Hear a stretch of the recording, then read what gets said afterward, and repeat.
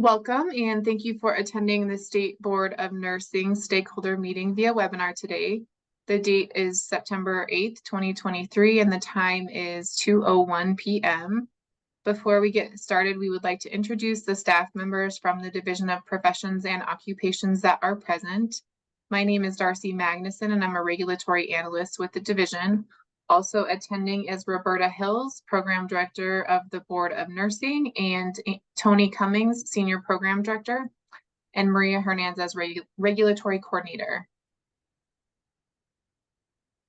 So for today, we will briefly discuss why we are here. The board is considering proposed revisions to 4 rules. I'll go over the rulemaking procedure and stakeholder engagement, and then we'll ask for feedback regarding the proposed changes to the rules and talk about next steps.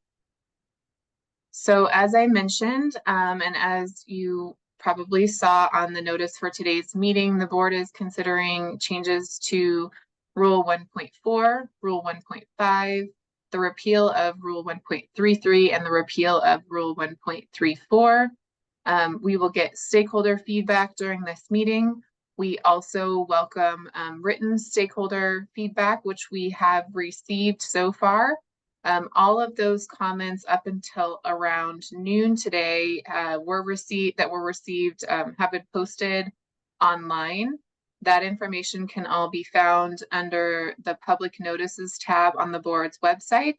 If you click on the Written Comments tab, we do update that as we receive new comments. So that's a good place to check to see if we've gotten any more feedback. Similarly, if you would like to submit written comments, you can submit those to the rulemaking inbox, which is included on the notice for all of our rulemaking activities, and we will drop that into the chat during this meeting. So you have that. That's Dora_DPO_rulemaking@state.co.us. And then we will talk during this meeting about any questions that you might have and then discuss next steps.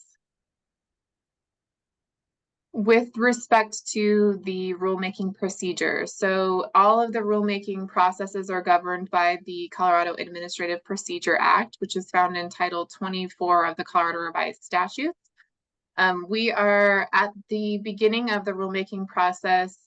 For some of you who have been tracking this, for some of the rules, one of the rules, Rule 1.15, we started the stakeholder process last year and has continued. And then before we file the notice of permanent rulemaking with the Secretary of State, we always get stakeholder feedback. So that's where we are right now. Once we have received stakeholder feedback, then we file the notice of permanent rulemaking with the Colorado Secretary of State. We continue to engage stakeholders during this entire process up until the rulemaking hearing, which is currently scheduled for October 25th. At that hearing, stakeholders are allowed to testify before the board. The board can ask any questions during stakeholder testimony that the board might have. Once the board begins its deliberation at that hearing, then stakeholders and members of the public are not able to address the board. We do ask that you provide stakeholder feedback as much as possible in advance of the rulemaking hearing. There are a few reasons for that. One being that we would like to have this be an interactive and collaborative process as much as we can, meaning that, like I said, once we get the stakeholder comments, we post those on the website so that other stakeholders can look and see what you have to say, weigh in, provide additional feedback. And then the second part of that is to make sure that the board is adequately prepared in advance of its meeting, and there aren't any surprises when we get to the rulemaking hearing and the board has had time to consider the stakeholder feedback, and we're not making changes at the last minute. So even though we do allow testimony, we ask that you provide whatever you can in advance to give everyone a chance to review it. So for today, like I mentioned, there's the rulemaking email address. We will drop that into the chat as well. The division, as you know, has transitioned to a platform that is 100% virtual, and we appreciate your flexibility. As many of you have been to these meetings before, we would like to reiterate the importance of your comments today. Dora makes decisions every day that may affect your life and your business, so your input is vital in the rulemaking process. Throughout this process, our goal is to create regulations that clarify and explain legislation, ensure minimum competency to enter and continue to practice, and provide only what is absolutely necessary for consumer protection without creating any unnecessary barriers to the marketplace. Your input today will be part of the information that goes to the board as the board considers adopting revisions to the rules. More specifically, today we will be discussing the following: revisions to Rule 1.14, which is titled Rules and Regulations to Register Professional Nurses Qualified to Engage in Advanced Practice Registered Nursing. Revisions to Rule 1.15, Rules and Regulations for Prescriptive Authority for Advanced Practice Registered Nurses. The repeal of Rule 1.33, Protections for Provision of Reproductive Health Care in Colorado, and repeal of Rule 1.34, Protecting Colorado's Workforce and Expanding Licensing Opportunities. Those two proposed repeals are to implement, I should have said this, 1.33 to implement Colorado Senate Bill 23188, and repeal of Rule 1.34 to implement Colorado Senate Bill 23265, which codified those rules into statute. And I think I already went through this, but like I said, after today, we will continue to get stakeholder feedback, file the notice of permanent rulemaking with the Secretary of State, and then you can see the date there for the permanent rulemaking hearing, which is scheduled for October 25th. So today, as you may have heard at the beginning, this meeting is being recorded. We will make sure it gets posted on the board's website by the close of business on Monday. And as the stakeholder meeting is held solely by webinar, you can raise your hand and we will unmute your line, or you can type your comment into the Q&A section and we will read it out loud. We will be going rule by rule, so I will stop sharing the screen and pull up the draft rules so you can see those. We'll start with Rule 1.14, go to 1.15, 1.33, 1.34, and so on.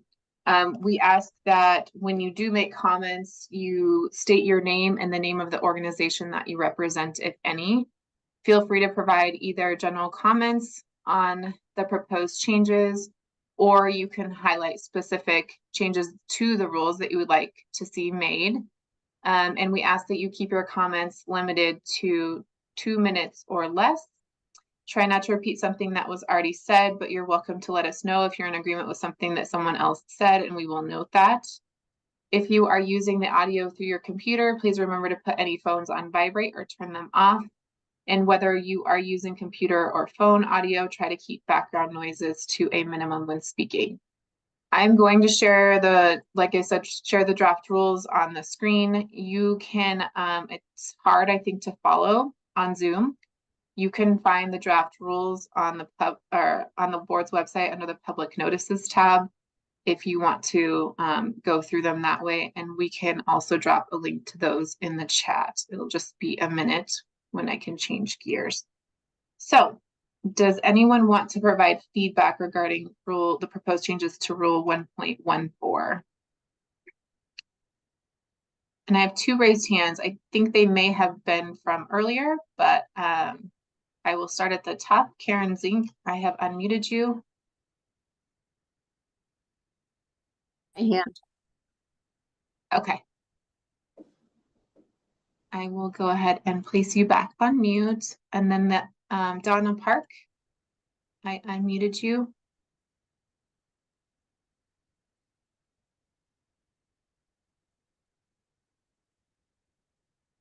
I'm going to go ahead and move on. I think that was from the audio check. You're welcome to raise your hand again.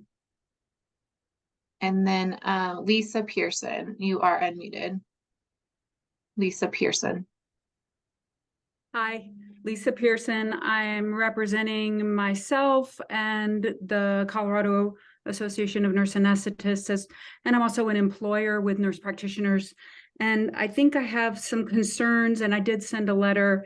One of my concerns is if we have this narrow focus for prescriptive authority and a nurse practitioner then goes to work in a different environment and there's some issue with a prescription, is that going to give legal standing for a malpractice lawsuit that wouldn't have been there if this language didn't exist?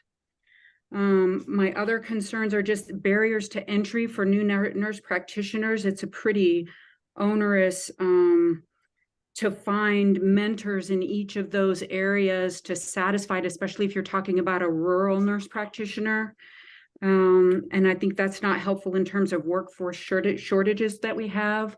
My third concern, and this is probably the big one, is, you know, they've gone to school, learned all of the information that they need to practice safely and effectively. Why are we requiring this increased level of education related to something they just spent years completing?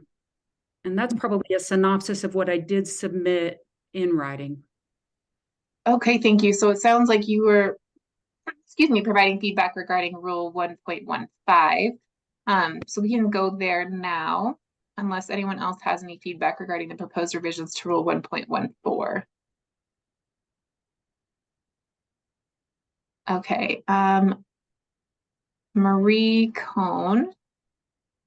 You are unmuted, Marie Cohn. Can you hear me? Yes. Okay. Hi, everyone. My name is Marie Cohn of Beaumont with the Colorado Hospital Association. We represent more than 100 hospitals and health systems statewide. Thank you for the opportunity to testify. CHA has concerns with 1.15 as it will place barriers to obtaining a license to participate as an advanced practice registered nurse in Colorado, which further exacerbates the dire workforce shortages in the field and limits access to care for the patients we serve, especially in those rural and underserved areas.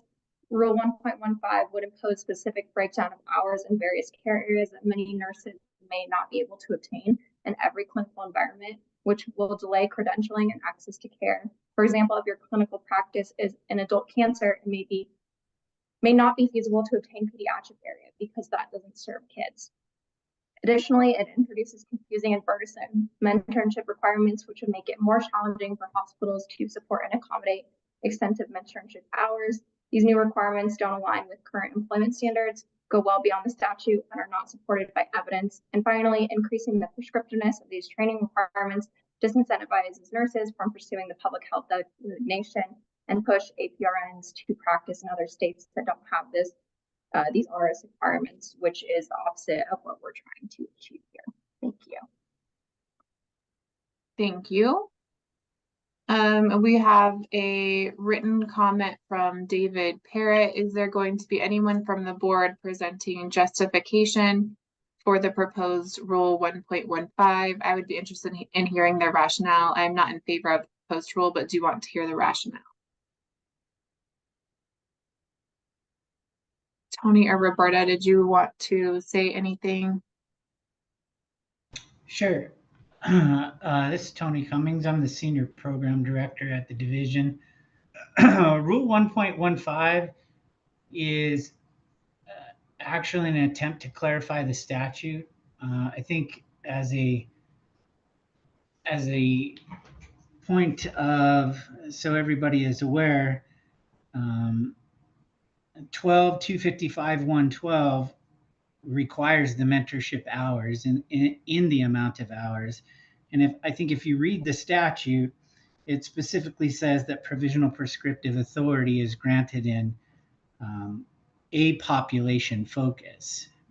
And then the full prescriptive authority requires that 750 hours after the first two steps have been met, which is obviously the first step, as everybody knows, is the national certification, the professional liability insurance, and etc. So Rule 1.15 is an attempt to clarify the statute and give more direction and guardrail the 750 hours. So hopefully that answers your question and some of the questions I'm sure that will be coming forward.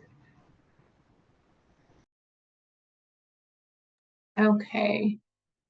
We'll jump back to the rules and then I'll continue to take comments. Next is Melvin Viney. You are unmuted, Melvin Biney.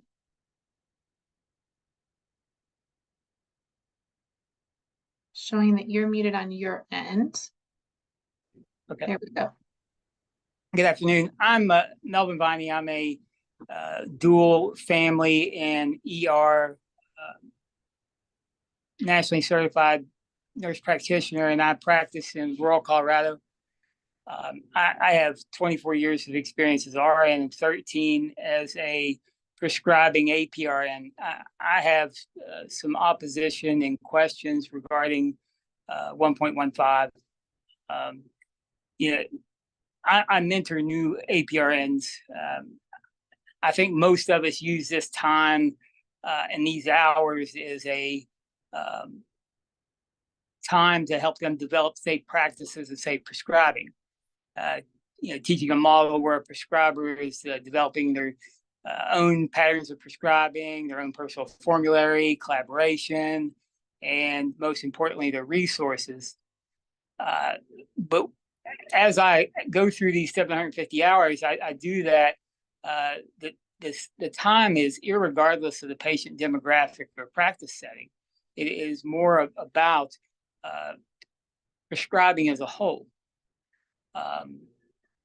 I have practiced for a long time. I'm continually updating my practice every day, and this creates an extreme barrier for new nurse practitioners. I think the 1.15 as it is right now doesn't confuse me at all. In fact, it's pretty clear that we're helping new providers that are new to prescribing. We're helping them develop safe prescribing practices. I don't know where it needs to be narrowed down into these specific groups. Thank you. Next is Dr. Tom Lally. You are unmuted, Dr. Tom Lally. Thank you guys so much for giving me some time to talk. I agree with all of the comments up to now. I'm a physician. Internal medicine is my training. Today I get to run Bloom Healthcare, and we employ lots of nurse practitioners of various different licenses. We've trained over 200 in the postgraduate kind of setting that we're talking about in this, and it takes a lot of time and commitment, but I am incredibly against these very specific requirements. The cost to these nurse practitioners coming out, they just gave up their nursing career to go into nurse practicing. They're in debt. They oftentimes have family obligations, and we're going to say that you can't get all of the training in one place because it's not practical. There is no real all service family practice clinics that can service these nurse practitioner needs. And so they're going to be driving around town doing 200 hours here, 150 there. And it's going to lead to a real disadvantage for the people of Colorado to have access to these types of providers. And we need them both in primary care, acute care, specialty care, kind of, et cetera.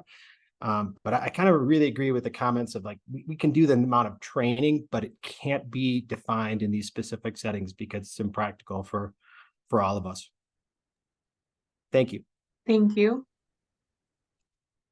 We have a written comment from Ashley McKillop. Hi, how does the board go about changing statute 12-255-112? Remove it completely as it is a barrier to prescriptive authority.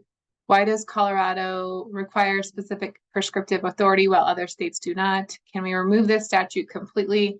It does not seem that anyone is in favor of it. Other states do not have it in place, and there's no evidence to support its need.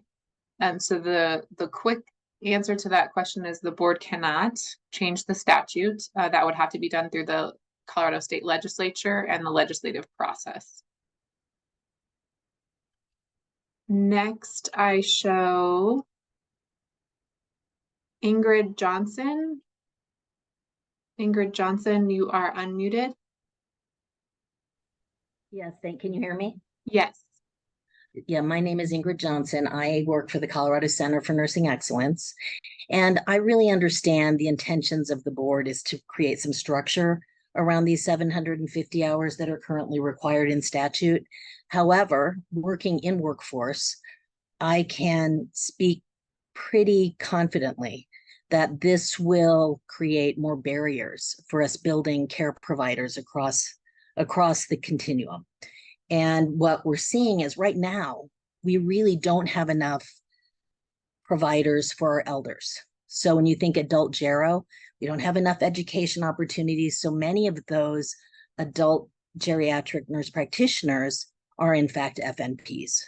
And so if someone comes out of school with a desire to care for our elders, why on earth would you make them take 50 hours of pediatric prescribing when in fact they've already done that in school? So I understand the intention is to create structure, but the unintended consequences could be very challenging. So especially as we try to build this workforce and make sure we have access to care across the state. Thank you. Thank you. Next is Karen Zink. Karen Zink, you are unmuted. Thank you. I served on the mediation committee in 2009 that mediated the first prescriptive authority for advanced practice nurses to have full prescriptive authority in the state of Colorado. And then in 2016, I presented to DORA and InPatch some of the consequences that had come about as a result of the 3,600 hour requirement. I'm thankful that we're down to 750 hours. I follow the National Practitioner Data Bank. And if the rest of us look at the National Practitioner Data Bank, we will find that there are very few prescribing problems with advanced practice registered nurses. So in my view, we're attempting to clarify a statute that shouldn't even exist in the first place. And the first time I took on a new graduate in my private practice, it cost me $3,600 or $36,000 to get her prescriptive authority requirements satisfied. That was when we had this 3,600 hours. Now I have hired a family nurse practitioner who I had as a student who would be excellent in my women's health primary care practice, but I may have to break my contract with her because I don't think our practice can meet all of the elements of her mentorship sign off. And I don't think we can ask her to go to a pediatric practice for a certain number of hours and come back and then go someplace else for a certain number of hours and come back. I think the requirements are unreasonable in today's world, and we should rethink the whole thing. Thank you. Thank you. We have a written comment from Margot Sobosinski. I agree with everyone so far. This would make more barriers. Next, I have on the list Courtney Stewart. You are unmuted, Courtney Stewart. Hello, I'm not representing any organization in particular. However, I am a new family nurse practitioner, and I have yet to meet my 750 hours of provisional prescriptive authority. I will say that in doing this, it would definitely create barriers as it's already been difficult enough. I would agree with everybody so far that has commented and just elaborate from a personal standpoint that this is unreasonable. And I work in rural healthcare, and we already have an extreme shortage of providers where I'm practicing. And this, I totally agree. This would just create continued barriers and just does not seem feasible. And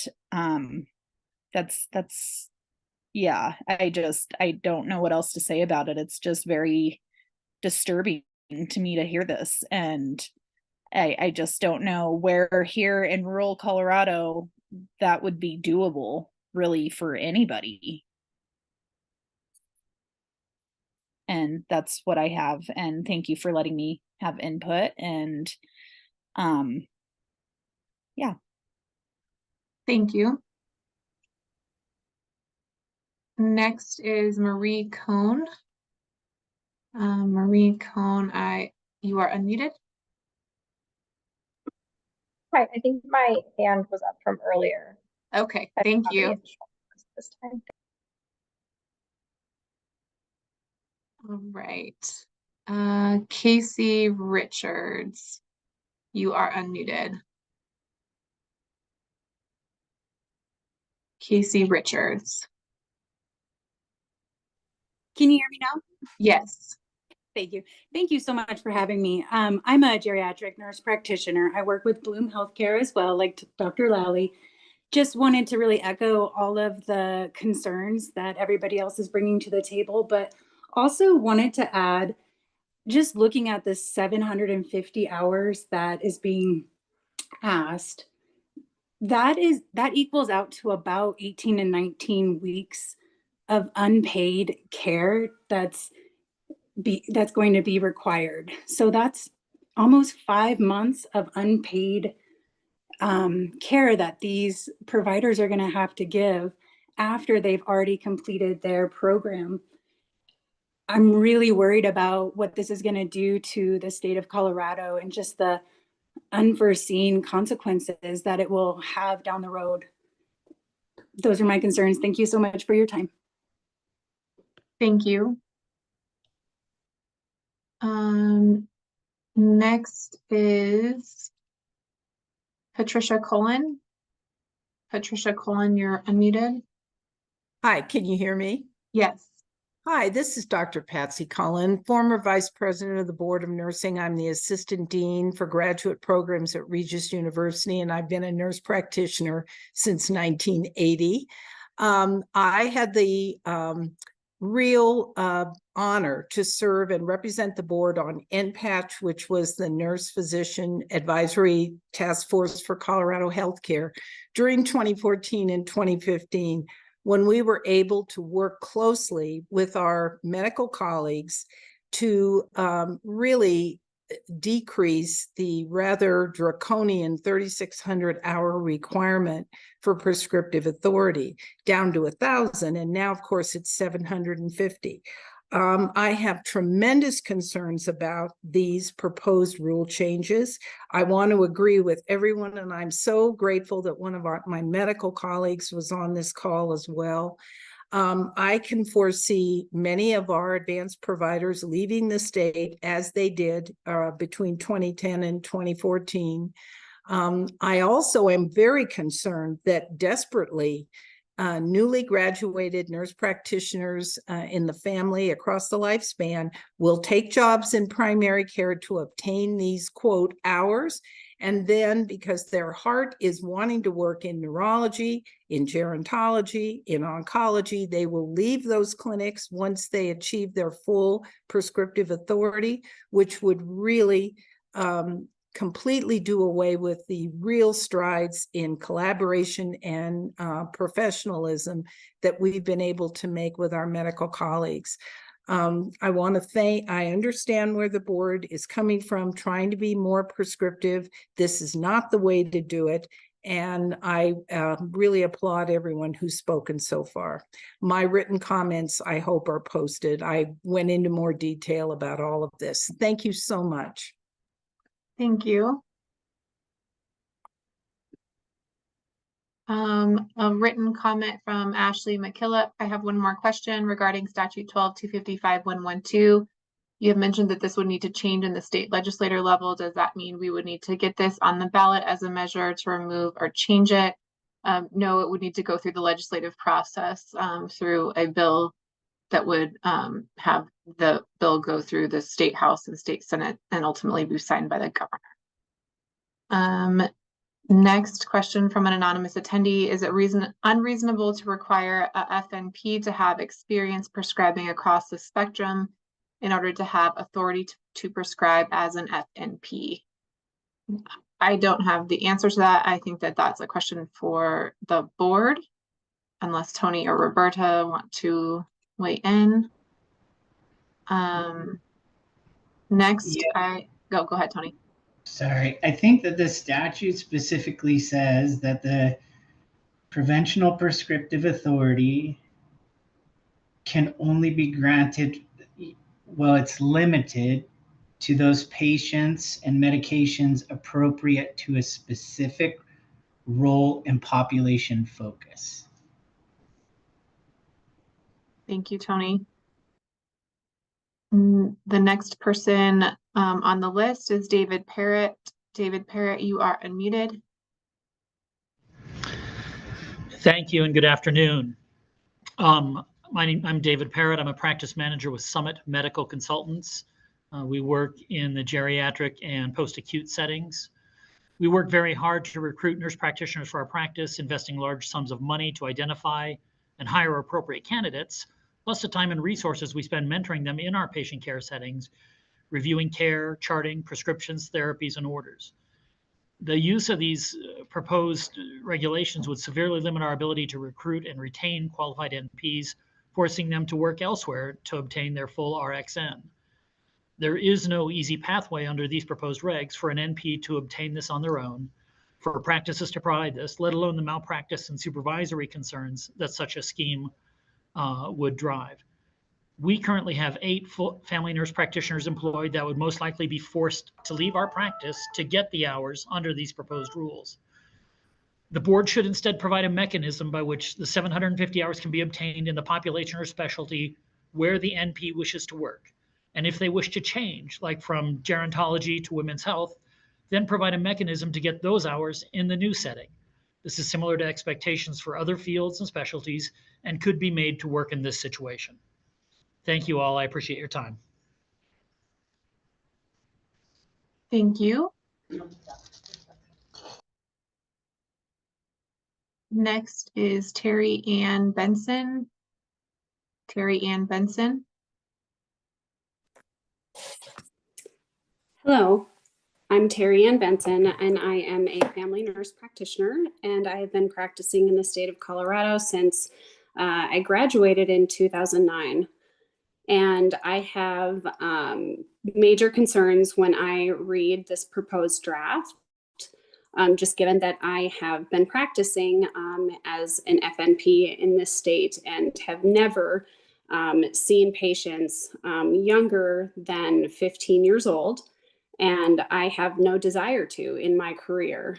And I feel also very strongly that the board's attempts to guardrail these 750 hours are intended to likely protect the patients that we all serve. However, I think the unintended consequences are tremendous. And the language in our 750-hour requirement for prescribing and being mentored to prescribe safely is vague because the goal is really to have somebody help you to make your prescription safe for the population that you're serving in that time. So family nurse practitioners are trained for years, 2.5, 3 years, with over 600 clinical hours. At least that was mine at the University of Colorado. And we had to go into each of these separate little areas to not only figure out how to treat the patients in that age group, but also how to prescribe safely. So when we get out and we graduate and we pass a national board certification, we still need a little bit of help in those new grad years. But the patients that I'm serving, those are my population. So my 750 hours with my position, my employment that I accept, those are the hours that matter because the 750 hours is supposed to be making me prescribe safely. It should not be further defined and guardrailed for us to back ourselves into a little box and a corner that ultimately we have nurses that are then limiting nurses. We have fought too hard to have a seat at the table, and I feel like this would take us decades back. Thank you. Thank you. Question from Lisa.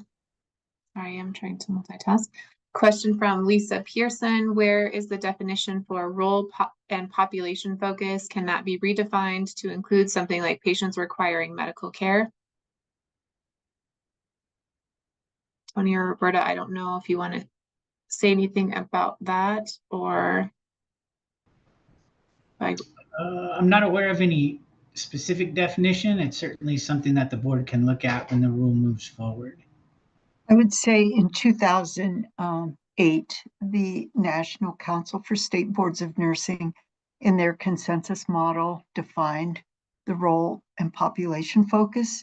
And then your certification exam is where the guardrails begin, and that's what you're qualified for. Thank you. Next is Sherry Neiman Corso. Sherry Neiman Corso.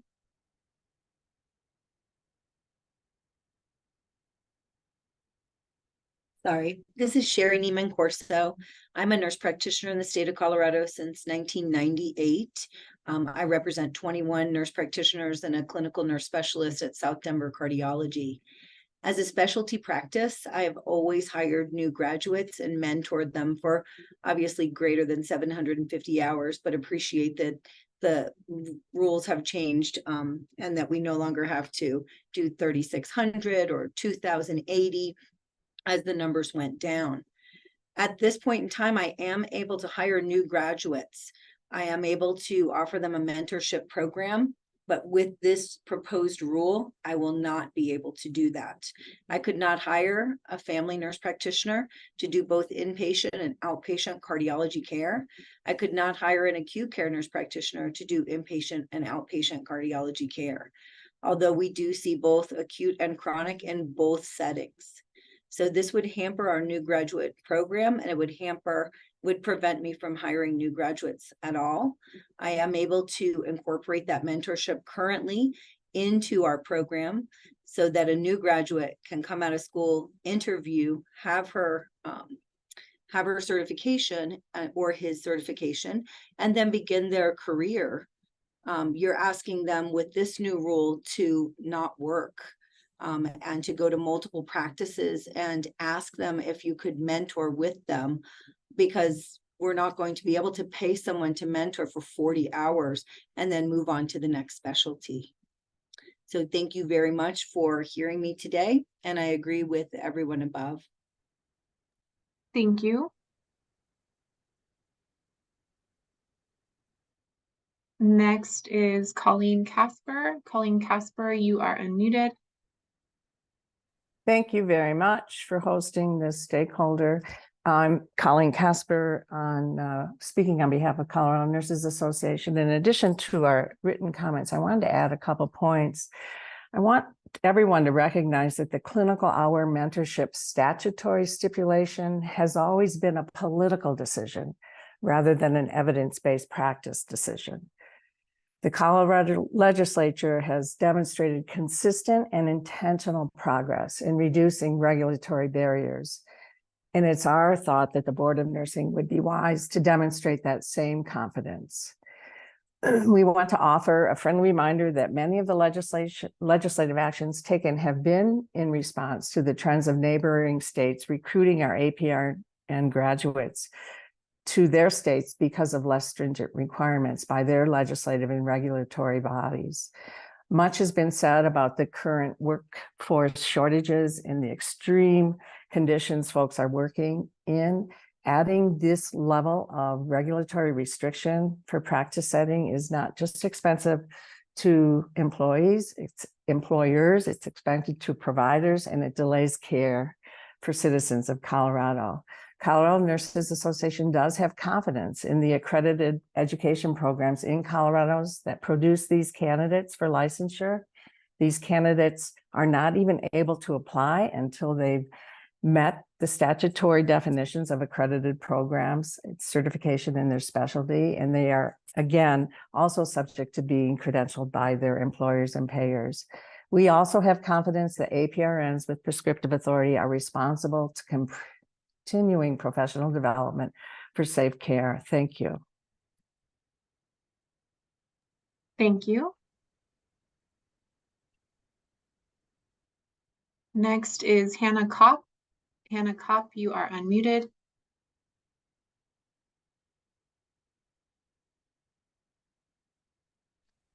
All right, can you hear me? Yes. Sorry about that. Hi, I'm Hannah. I'm representing myself on this one.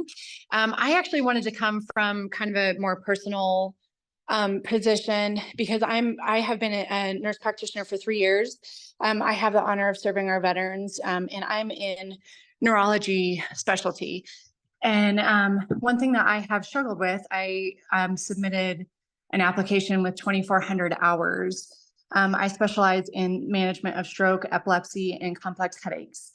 And I was told to submit another application or another, expanding on what I do in my practice. And so I explained how I often work as a PCP, especially with strokes, managing a lot of the other medications that come, and talked a lot about contraceptive care that I handle and a ton of adult geriatric hours. And I ended up being rejected, or at least it was tabled, saying that I had to complete 150 hours adult gerontology care, 150 hours of pediatric care, and then 50 hours of women's health care. I work 40 hours. I've got 2 kids at home. I just feel like this is amazingly, I feel like it's an unfair request. I've proved competent. Many of the medications I deal with are very high risk, and I haven't made any mistakes thus far. And I definitely made a case for my resources, et cetera.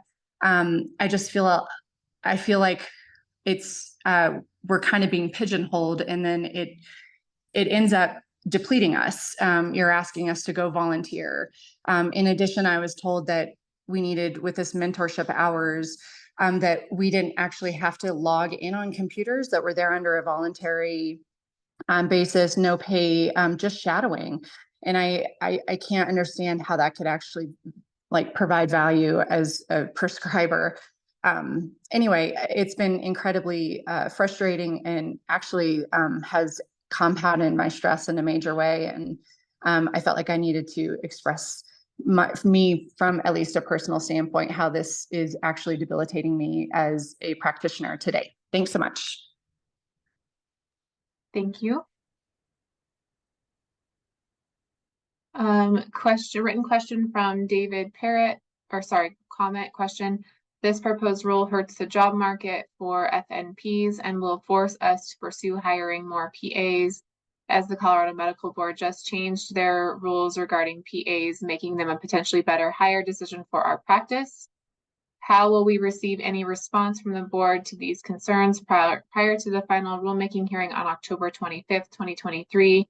I fear that will be too late for effective change at that time. I think to answer your question, so the board has to have open meetings. So the board won't be able to provide any feedback to stakeholders outside of that rulemaking hearing. If you have suggestions on different language, different wording, if you think sounds like the consensus here is that the addition should be stricken entirely, provide that to the board, and then the board can discuss that during the hearing, during its deliberation. But as far as the board providing any feedback to you prior to that hearing, they cannot do that because they won't have an open public meeting before then. Next is Leah Dirksen. Leah Dirksen, you are unmuted. Can you hear me?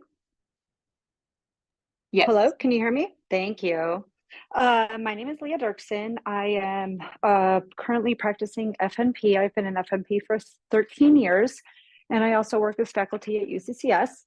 So we have a lot of concerns as our students go out into the world trying to find jobs with these new regulations.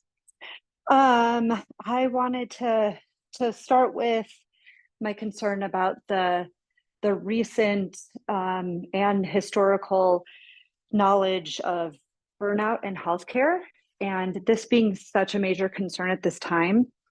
These regulations will potentially lead to further problems. The research has shown that the loss of control within a profession and working in jobs that nurses are not happy will increase this risk for burnout over time. And I'm fearful that nurses will take jobs that they did not want to go into, or jobs that they thought that they would use as a stepping stone, which may cause them to decide that they don't like the profession or that's not something that they want to continue to do. As a family practice nurse, I've been working in private practice, and we have had numerous nurse practitioners who have come and worked with us for a short period of time to be able to get the hours that are required within a family practice. And those nurses will eventually leave us to go into their own specific practice or their the type of nursing specialty that they wanted to do, which ends up leaving our patients in a setting where they have multiple providers coming in and out, and then they lose the relationship that they have and that they've built with these nurse practitioners. I know that others have mentioned that, and also the concerns for losing our jobs to other non-nurse practitioner colleagues, which I think will cause more problems down the road for us with these regulations. And I just wanted clarification on how the Board of Nursing is going to want proof of these hours, if this is just going to be an attestation form, or if this is something that they're going to want more definitive descriptions of patients that are being seen and ages, and how that will look for nurse practitioners going forward. Thank you. Thank you. Tony, do you or Roberta want to answer the question about if this is adopted, what forms or how it would be handled? I can, this is Roberta. Right now, the board looks at the application that you submit, the full prescriptive authority application, and they look at the mentor and the practice area, and then your population or role focus. And if there's a mismatch, they may ask you to then provide explanation. And if what you explain demonstrates that you have had practice mentorship and practice across the life, say for family, across the lifespan, it won't come to the board.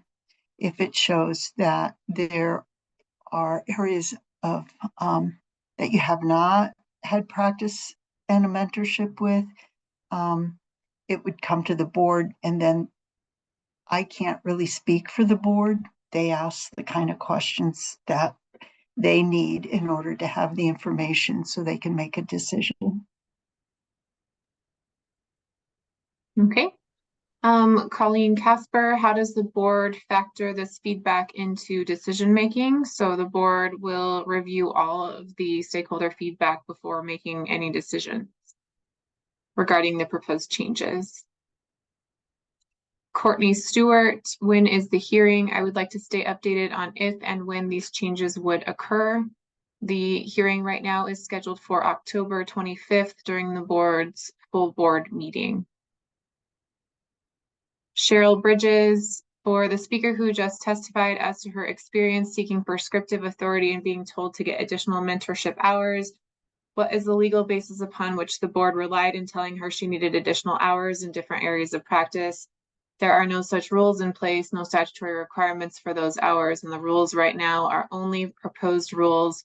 Understanding the authority for that direction would help stakeholders understand why the board is proposing this rule now. Unfortunately, can't answer the question about the specific application during the stakeholder meeting, so I'm not sure on that. And then Patricia Staples, who are the stakeholders behind the recommended revisions of the bill? Tony, Roberta, did you want to answer the last one?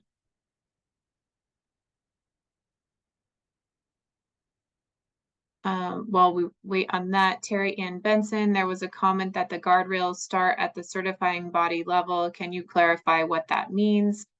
We have clear eligibility criteria to sit for the certification exam that is provided by our education tracks. They do not have power to implement state-specific prescriptive authority requirements. Oh, this is Roberta. When the board looks to see what population enroll focus you're qualified for, they look at your certification. And then I think if you read the rules, Rule 1.15, it does now reference the certification documents to say that the mentorship needs to cover the age groups as identified and the level of care identified by the certifying bodies. So that's what they're looking for. We use that. Your certification is your documentation of your where your expertise is, and so that's what we're looking for, to see that you're prescribing in that area. That's where the mentorship, we're looking to see, does your mentorship cover that area?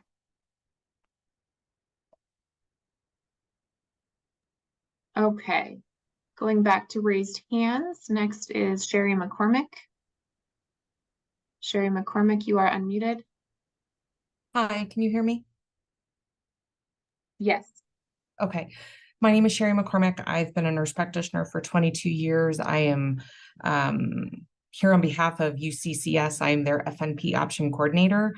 And I have spent the majority of my career as an NP in urgent care, which would mean that by these new guidelines, I wouldn't have the primary care hours or the specifics that this is dealt down to. So part of where my statement is, and I would back up so many of the people that have spoken, is when we train, or as we train nurse practitioners in the family practice track, we are training them the entire lifespan. That doesn't necessarily mean that they're going to choose to practice in the entire lifespan. And so I would greatly echo what the first gentleman who spoke said, which is these mentoring hours should be how to be a safe prescriber, not necessarily a safe prescriber for pediatric hours, because there's nothing that says you're going to prescribe in those 150 pediatric hours. They may be well baby visits or,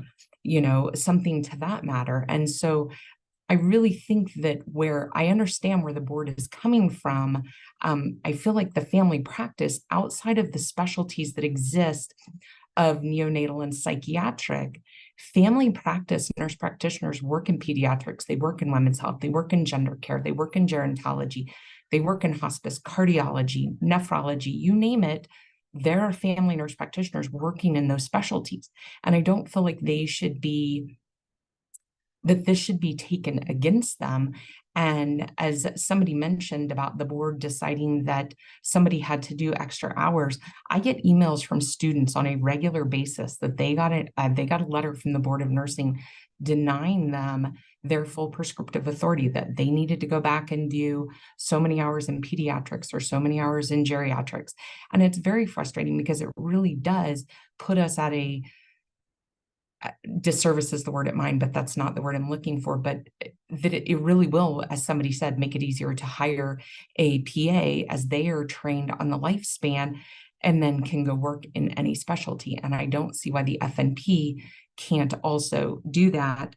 I do have a question for Roberta or the other gentleman that's here from the Board of Nursing. If this were to pass, and say you have a nurse practitioner, a new grad working in a primary care that sees the lifespan, pediatrics, women's health, geriatrics, primary care, adults, could a single preceptor sign off on these? Or is this written up that you're going to need somebody who's board certified in these areas of specialty? Thank you.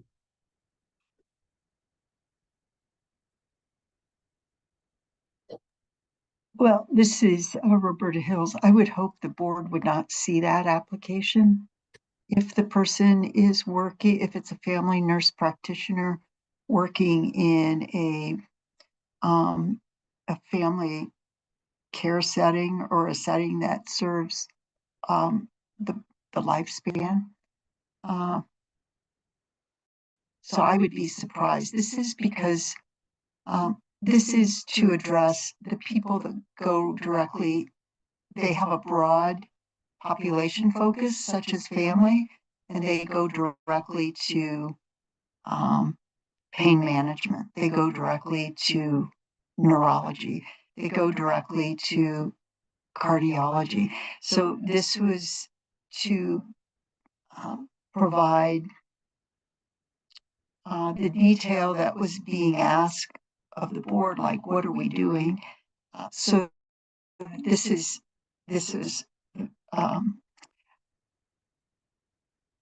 a description of what it would look like if if you're choosing to really specialize before you get your full prescriptive authority.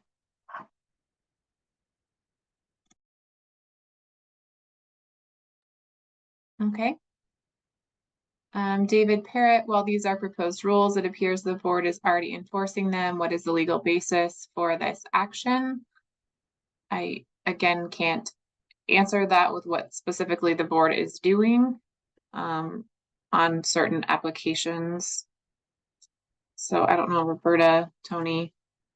Colleen Casper, I'm also curious about stakeholders seeking to recommend these changes, please. Roberta or Tony? I'm not sure what Colleen's asking. Maybe she can clarify it. I think someone said earlier, I'm just going back through the questions.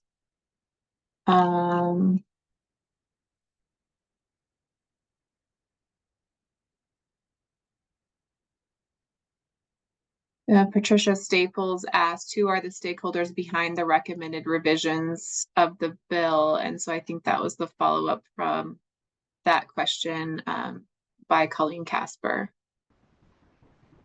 I don't think this is a recommended change to the bill. It's a recommended change to the rule to clarify the statute. And myself and the program director worked on these changes. Alrighty, Terry Ann Benson, thank you, Roberta. If the interpretation of the board is that the FNP is to demonstrate safe mentorship and prescribing in their population for 750 hours, then any age group of prescribing hours should meet those requirements. Another raised hand, Devin Mills. Devin Mills, you are unmuted. Thank you. So I'm Devin Mills. I'm a FNP, likewise in a specialty area.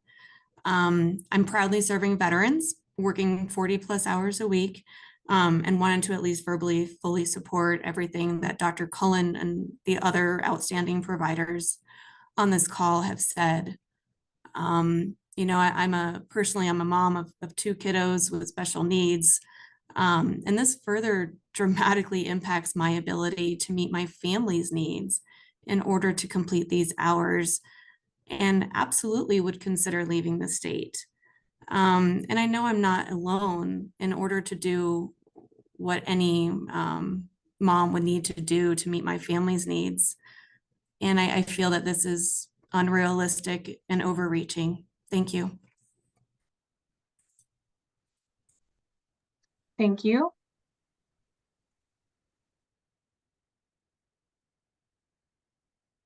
Next is Ashley Hsu. Ashley Hsu, you are unmuted. Hi, good afternoon. I'm Ashley Hsu. I'm the State Policy Director at the American Association of Nurse Practitioners. And first, we just want to thank the Colorado Board of Nursing for this opportunity to provide feedback at the stakeholder meeting on these proposed rule changes.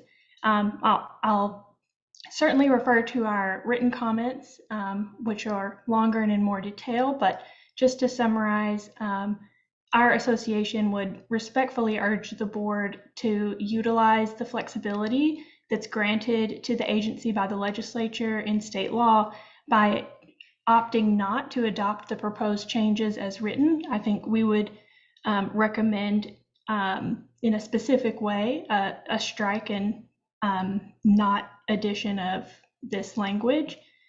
On the AA&P side, we absolutely recognize that the board is mandated by state law to regulate that documentation piece for the 750 hours in a mentorship. However, our read is that the proposed regulations are perhaps more restrictive than existing state law. When we took a look at the statute that is cited, 12-255-112, our read is that the 2020 statute changes were intentionally established to be a broad frame for the mentorship experience, and that was the legislature granting the board flexibility. We also believe that because the board is currently requiring and checking mentorship documentation for mentorships of the licensed NPs who have their provisional prescriptive authority to participate only in a mentorship with the corresponding practitioner or the corresponding mentor with the education and training and experience that corresponds with their role in population. The board's already meeting the statutory requirement that's listed. So we hope that the board would take a look and incorporate some of the comments today, and we'd encourage the board not to adopt these regulations.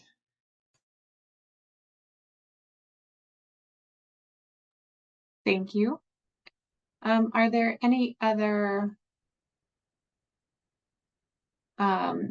written comments or anyone else that would like to provide verbal comments by raising your hand?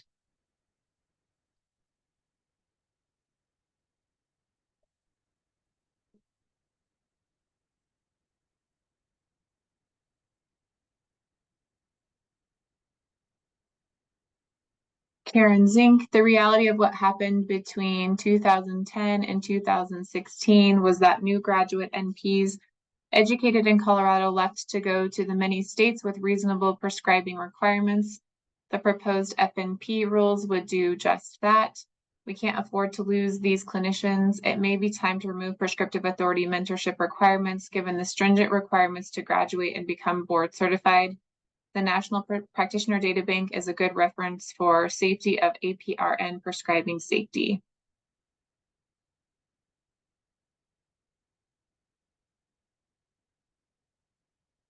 Patricia Colin, have all written comments you have received been publicly posted for all to read? Thank you. They were posted as of a couple of hours before the meeting today. If we have received additional comments, those have not been posted yet. Once you get the acknowledgement email that they were received, then we go ahead and post those on the website. If for some reason you're not seeing your comment and we made an error, please let us know. Because once you get that, yes, we've received your comments and they are being posted, you should see them online shortly after, within the hour or so of getting that email.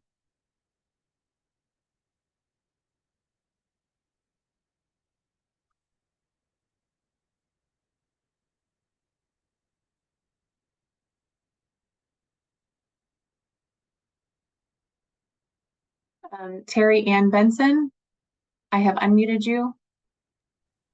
Yes, I just have a couple more questions. I think that Tony said that he and Roberta had worked on this actual draft, and I'm curious if either of them are nurse practitioners that are practicing, and if you have your prescriptive authority.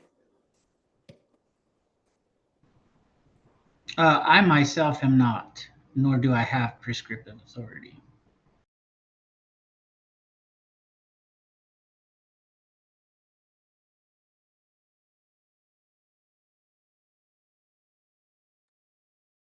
Okay, and just as to follow up on that question, I think it's important to remember that the board has the decision-making authority and not Tony or Roberta. So even though they helped with drafting the rules, the board ultimately decides what rules are adopted pursuant to statute. An anonymous attendee, what website can we find comments? I did drop the comments into the Q&A, the link to the comments. So you should be able to see them there. You can also find them on the board's website, which is on the DORA website. And then if you navigate to the division, healthcare, and then nursing, once you get there under the public notices tab, that's where we post the comments, and you'll see a link on that website that says written comments. So you can find them, and that's where that's the link that we update when we receive new comments.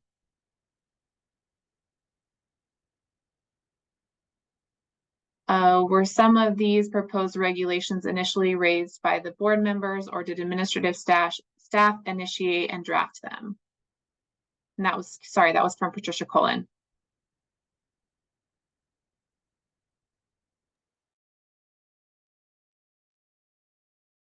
I think what happened is that people were not happy with the actions the board was taking. And so these are, in a sense, to reflect, because it was like our perception was that people were caught off guard, that this was being required. So this is an attempt to say these seem to be the kinds of actions that the board, or these are the expectations that the board has. So that's what it is. It's an attempt to make clear what people seem to be feeling that they were caught off guard, that they hadn't met the requirement.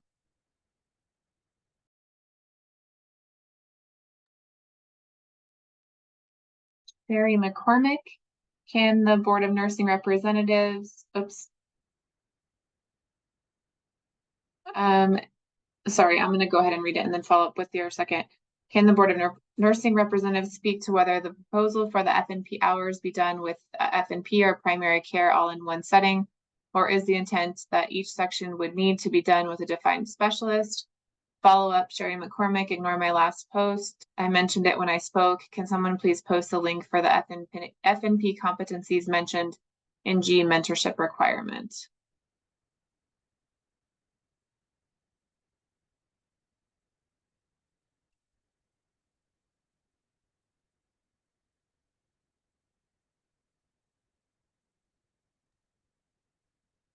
I don't know the. This is Roberta Hills. If the FNP is serving a population that goes from birth to death, and it's primary care in one setting, that is perfect. So if you have those settings, it sounds like those are the hard settings to find. If I hear people correctly.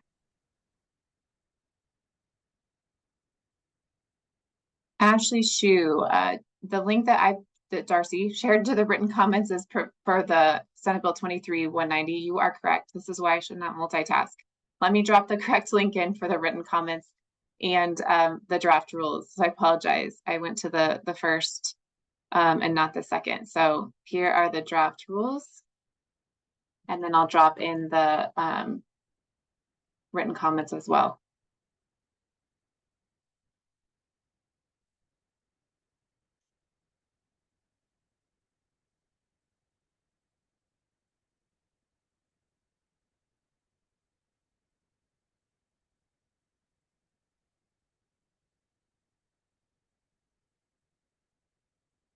Okay, thank you for pointing that out.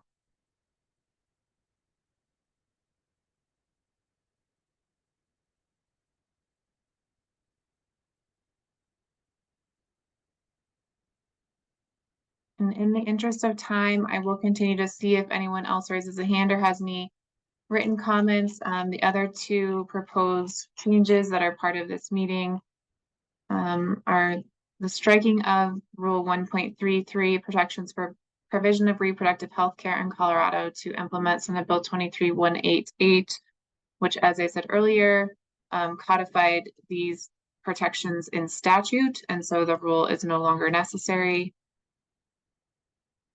And along those same lines, Rule 1.34, protecting Colorado's workforce and expanding licensing opportunities, Senate Bill 23265 codified these protections in statute, and the rule is no longer necessary.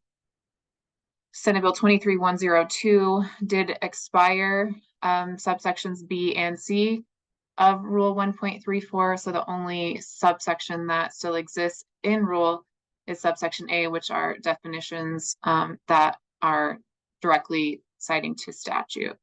So wanted to make sure we got to those two, since those were noticed as part of today's meeting.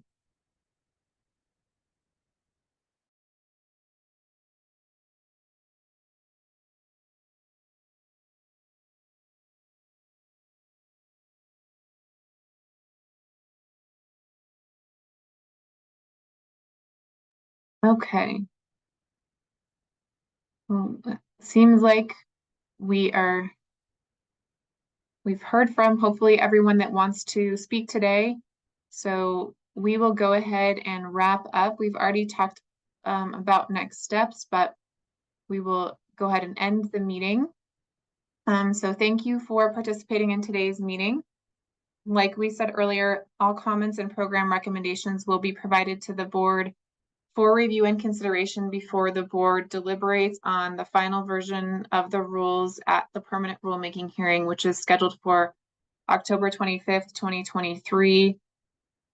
All of the information, including this recording, the draft rules, the written comments, webinar links for that meeting will be posted on the board's website. We usually send out the notice approximately 2 to 3 weeks before it gets posted on the website at the same time, and the department's public calendar. If you ever have any questions regarding anything related to rulemaking, you can always email the rulemaking email address, and we will make sure to get back to you, or we can direct your comments where they should go. So thank you for your participation today, and we are going to end the meeting at this time.